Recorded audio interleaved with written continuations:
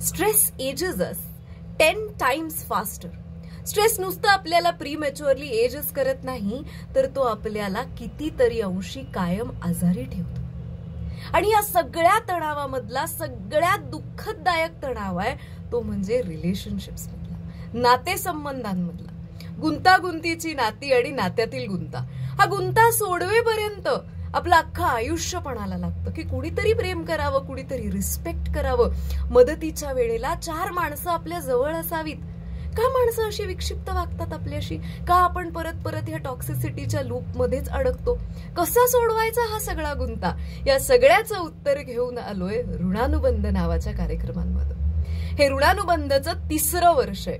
गेल्या 2 वर्षांमध्ये असंख्य लोकांनी त्यांच्या नात्यांचा नवीन अर्थ शोधला, स्वतःच्या आयुष्यामधला आनंद शोधला, अनेक रिलेशनशिप्समध्ये घडून आलेला दुरावा कमी झाला, कितीतरी डिवोर्स पर्यंत केलेल्या केसेस परत आल्या, कितीतरी माणसांना त्यांना हवी तशी माणसं त्यांच्या आयुष्यात मॅनिफेस्ट करता आली. काय करतो आपण ह्या सगळ्यामधनं? आपण आपल्या अस्तित्वाची फ्रिक्वेन्सी वाढवण्याचा प्रयत्न करतो. आपल्या आयुष्यामध्ये आज जी माणसं येतात ही बाय डिफॉल्टच येतात ना. डिफॉल्ट म्हणजे काय? काहीतरी पूर्वसंचित कर्म असतील, आपली पास्ट लाईफ असेल, आपल्या व्हायब्रेटरी पॅटर्नला रिस्पॉन्ड करून तशीच माणसं येतात. एखादा बिचारा गरीब माणूस त्याच्या आयुष्यामध्ये अगदी लहानपणापासनं आतापर्यंत त्याला फसवणारीच कशी बरं माणसं येतात? हे दुर्भाग्याने घडतंय का तो एका अशा फ्रिक्वेन्सीला ट्यून्ड आहे?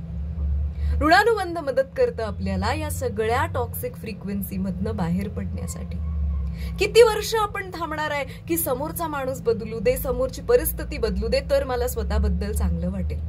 तोपर्यंत या सगळ्या नेगेटिव्हिटीनी आपल्या शरीरामध्ये आजार स्वरूपामध्ये स्वतःचं स्थान निर्माण केलेलं आहे. एक नातं आपल्या बरोबर आयुष्यात कायम राहणार आहे आणि ते आहे आपलं स्वतःशी असलेलं.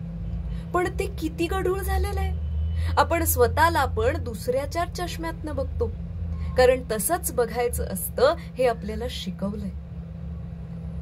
आज आपण इतके कन्फ्युज्ड होत, इतक्या गोष्टी आहेत एक्सप्लोर करण्यासारख्या. नेमकं बरोबर काय?